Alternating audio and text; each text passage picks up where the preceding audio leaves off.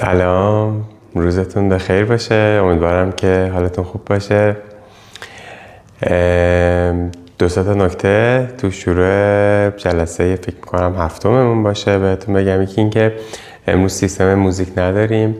اگر که دوست دارید که یه موزیکی داشته باشیم با توجه به مدل حرکت ها میتونید یه موزیک آرومی یه ذره مدیتیتیو تر توی این انجام دادن حرکت ها با خودتون همراه بکنید. به جز متن به ابزار دیگه نیاز نداریم و بیشتر حرکت هامون مدل موبیلیتی و فلکسیبیلیتی هستش توی بدن و بیشتر توی استرچ بدن کار میکنیم. خب و اینکه اگر که دوست داشته باشین میتونین اگر کفش پاتونه یا جوراب پاتونه از پاتون در بیارین و با پای برهنه باشین. طبیعتا خیلی نیاز به وارماپ خاصی نداریم. از حالت تیبل پوز شروع میکنیم. مچ دست زیر شونه ها باشه، زانو زیر لگن و با هدایت شدن توسط باسنمون یه دایره میزنیم. باسن میاد عقب، شونه از روی مچ دستمون رد میشه، یه دایره با کل بدن. جهت رو برعکس میکنیم، به هر سمتی که بودیم جهت مخالفش. قشنگ باسن بره به راست، عقب، از رو پاشنه چپتون رد شه، از رو پاشنه راست رد شه و الی آخر. حالا کف دستتون رو به سمت بیرون بذارین، دو تا دست رو، و یه مقدار شونه ها رو به راست و چپ بازی بدین.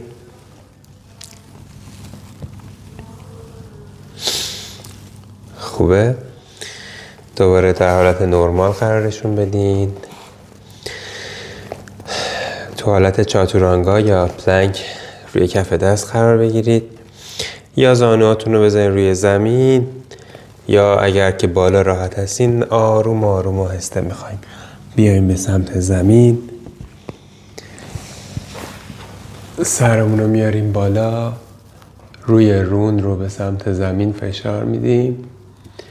همینو برمیگردیم برای سگ سر پایین. سعی میکنیم پاشنهامون رو به سمت زمین نزدیک کنیم، فاصله ایجاد کنیم توی ستون فقراتمون، باسن رو به سمت بالا بکشیم و شونه از گوش دور باشه. خیلی عالی و آروم. زانو رو میذاریم پایین. 4 تا حرکت به صورت کلی داریم امروز که توی این حرکت هامون میمونیم، یعنی تعداد و تکرار نداره. چند تا دم و بازدم روشون میمونیم. و حرکت اولمون برای یک مدلی از هیپ اوپنر هست که شاید قبلا رفته باشین. باز تو حالت تیبل پوز قرار میگیریم. زانو زیر لگن هستش. پای چپمون رو، کف پای چپ رو آروم و آهسته میاریم جلو. ایدئالمون اینه که برسه به کنار دست بیرون دست راست، ولی اگرم نرسید عقب تر بود اشکالی نداره. زانوی چپ روی زمین زیر لگنه. اگر زیرش احساس درد میکنی میتونی یه ملافه یا یه بالش کوتاهی یا یه کوسنی چیزی بذارین. ترجیحاً روی پای چپتون، پایی که عقب هست روش روی زمین باشه، نه انگشتاش. خب حالا میخوایم برای 7 دم و بازدم توی این حالتی که هستیم کف پا روی زمین، جایی باشه پاتون بچه‌ها که حتما کف پا روی زمین باشه. اینی که به کنار دستتون برسه در درجه اهمیت دوم قرار داره.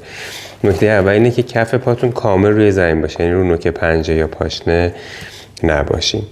زانوتون رو به سمت خارج باز میکنید بدون اینکه بدنتون شیفت بکنه به سمت راست. الاینمنت بقیه قسمت‌های بدن ثابته. زانوی سمت راست رو باز میکنید به بیرون. میخوایم 10 تا دم بازدم بمونیم. از الان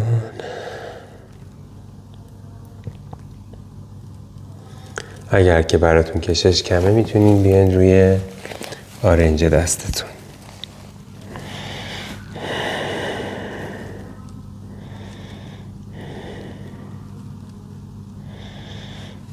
رو تیغه خارجی پای راست هستیم. هم یک کششی روی مچ پای راست داریم و روی ناحیه داخل باسنمون.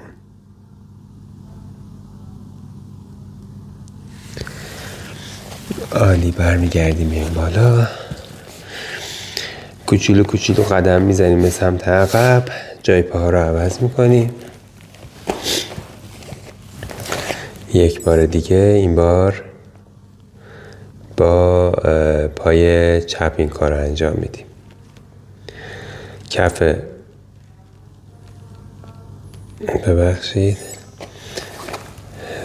پای چپ کنار دست چپ هست. میایم رو تیغه خارجی پای چپ، زانوش رو به سمت زمین نزدیک میکنیم. زانوی سمت راستمون و لگنش تکون نمیخوره، شیفت نمیشه به سمت چپ. شونه داخل گردن فرو نمیره.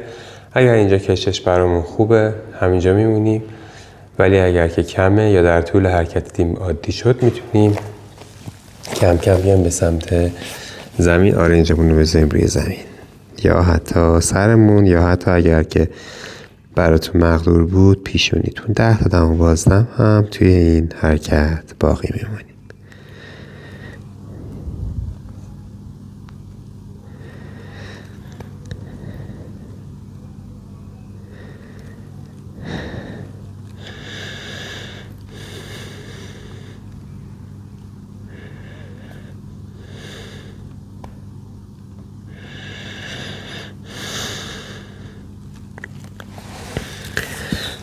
خیلی خوب.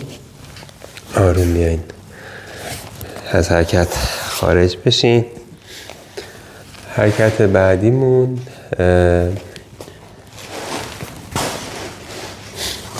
به صورت تاق باز دراز میکشیم روی متمون یا رو دوشک. خب دستا رو تی شکل کنار بدن باز میکنیم. پای چپ رو از روی پای راست رد بکنیم. حالا با دست راستتون پای چپ رو نزدیکش بکنیم به سمت زمین، بکشین تا جایی که براتون راحته. میتونه سرتونم برگرده، دست چپتون رو نگاه بکنه.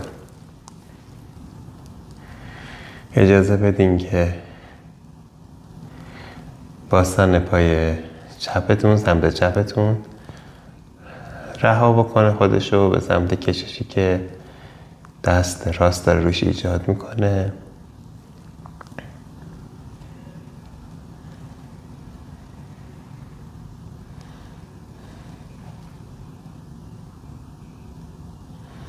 ستون فقراتتون رو بسپرید به سمت زمین. شونه سمت راستتون، من احتمال میدم همین الان 3 نفر تو ذهنم که شونه هاشون تنشن داره و تیز شده به سمت گوشتون. شونه سمت راست رو رها بکن به سمت زمین.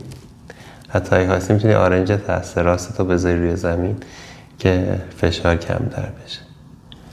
عالی. همین کار رو با پای مخالف انجام میدیم.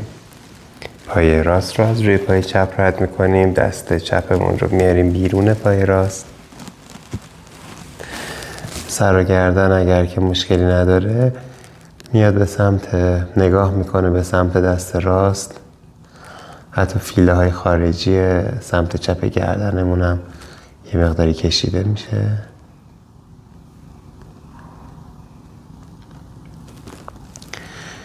و با دست چپ داریم زانوی سمت راست رو به زمین نزدیک میکنیم. شونه سمت چپمون از گوش دور باشه، تیز نباشه، فشاری روش نباشه. اگه خواستیم زانوشو میذاریم زمین. ستون فقراتتو رها کن.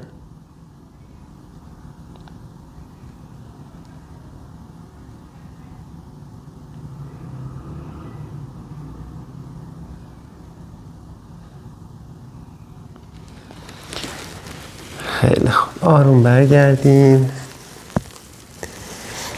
کم کم به حالت نشسته در بیاین. خب برای حرکت بعدی میخوام روی حالت من ایستادم، شما نایستین، میتونین نایستین، یعنی چون دوباره میایم پایین، یا حالا اگر خواستین شاید راحت تر باشه از موقعیت ایستاده به حرکت در بیاین. برای دیپ اسکوات میخوایم بمونیم.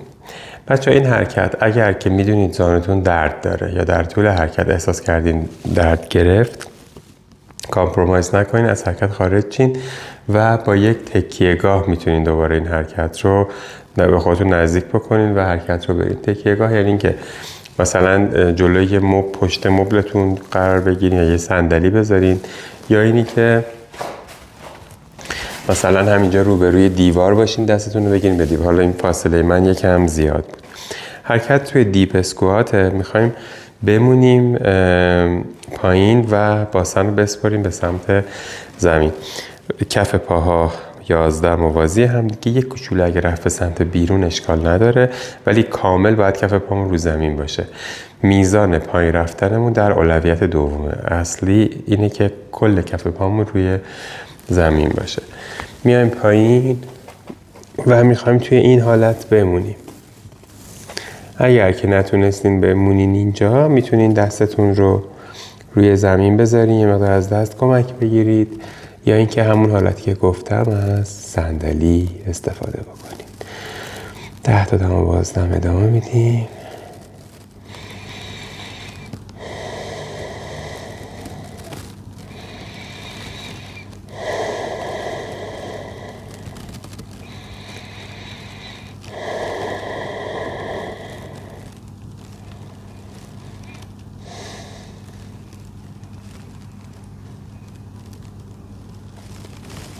خیلی خوب، این هم شد حرکت سوممون. این حرکتی که الان رفتیم خیلی موبیلیتی مچ پا رو هم نیاز داره. یعنی اگر که احساس کردید که نتونستین تو این حرکت اونجور که باید شاید بمونین، روی موبیلیتی مچتون باید کار بکنین، یا از من بپرسید، یا اگر خودتون میدونید حرکتاشو انجام بدید. یه حرکتی هم که به عنوان حرکت چهارم و حرکت آخرمون میخوایم بریم، خیلی اسم ایگویستیکی داره. World Greatest Stretch میگن اصطلاحاً به این حرکت. چند تا ورژن داره. حالا ورژنی که الان میخوایم با هم دیگه تمرین بکنیم اینه که باز تو حالت تیبل پوز قرار میگیریم، زانو رو از زمین جدا میکنیم، سر میاد بین دستا، زانو صاف میشه، دست چپمون رو میاریم به سمت پای راست. حالا رون پای راست، زانوی پای راست، مچ پای راست، هر جا که شد و روتیشنمون رو ایجاد میکنیم. کف دست چپ همون ناحیه‌ای که میرسه رو گرفته، بالا تنمون میچرخه، از زیر بغلمون سقف رو نگاه میکنیم، زانو هم صاف میمونه. هر چقدر که طول حرکت میمونیم، شونه سمت چپ رو به سمت زمین فشار میدیم و باسن سمت راست و پشت زانوی سمت چپ رو به سمت عقب.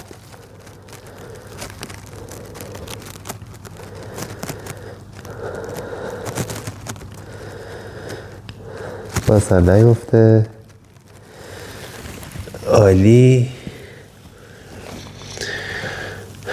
حالا میریم برای سمت مخالف. دوباره تو حالت تیبل پوز قرار میگیریم، زانو رو از زمین جدا میکنیم، سر بین دست چپ به سمت مچ پای، دست راست به سمت مچ پای چپ یا حالا بالاتر، از بالاتر بر میگردیم، پامون صاف نگه میداریم، زانوها رو فشار میدیم به سمت عقب، از زیر بغل به سمت آسمون نگاه میکنیم، دم و بازدم.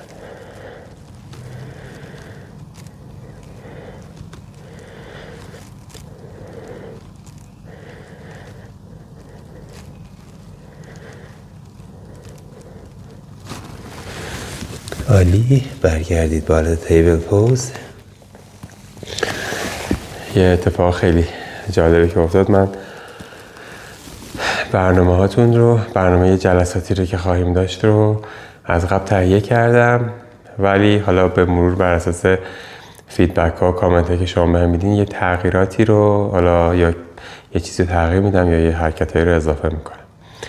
تمرینی که امروز داشتیم همونجوری که دیدین استرچ و فلکسیبیلیتی بود و خیلی برام جذاب بود، چون خودم تقریبا 48 ساعت پیش 7-8 ساعت تمرین سخت داشتم، خیلی نیاز داشتم. بعد با که نگاه کردم دیدم که برنامه امروز به این شکله، راستش به خودم که خیلی چسبید. این تمرین رو بعد تمرین‌های سخت، دوهای طولانیتون یا روزایی که بدنتون کوفتگی داره یا حتی به عنوان استرچ بعد از دویدن میتونین استفاده بکنید. فقط بلافاصله بعد از دویدن اگر که انجام میدین ماکسیموم توانتون رو برای کشش و اینا نذارین، یه ذره با خودتون مراعات بکنین، مدارا بکنین، ساده تر حرکت ها رو انجام بدین. و اینکه در انتهای هر تمرین دیگه اگه یادتون باشه تمرین کور داشتیم، گفتم اینو میتونین انجام بدین. تمرین کاردیویی که فکر کنم سشن قبلمون بود، اینو گفتم گاهی میتونین تو برنامه‌تون اضافه بکنین. این رو هم میتونین آخر تمرینات فانکشنالتون یا آخر مثلا یه روزی که رفتین دویدین، صبح دویدین، عصرش با خودتون انجام بدین. و یا حتی امروزی هم که این ویدیو رو دارین میبینین، چون ما یه بار رفتیم توی هر حرکت رو، 4 تا حرکت بود، میتونید یه بار دیگه یا 2 بار دیگه تکرار بکنین. البته خب به خصوص توصیه میکنم برای کسایی که یوگا انجام نمیدن، این حرکت ها براشون با عنوان یک دونده خیلی مفید. اگر یوگا هم انجام میدید که خب حتما با این حرکت ها آشنا هستین و شاید تو استرچ ها و موقعیت های یه ذره پردامنه تر از این حرکت ها هم قرار گرفته باشین. خیلی ممنونم، مراقب خودتون باشین، دوستتون دارم، باچ بهتون و فعلا.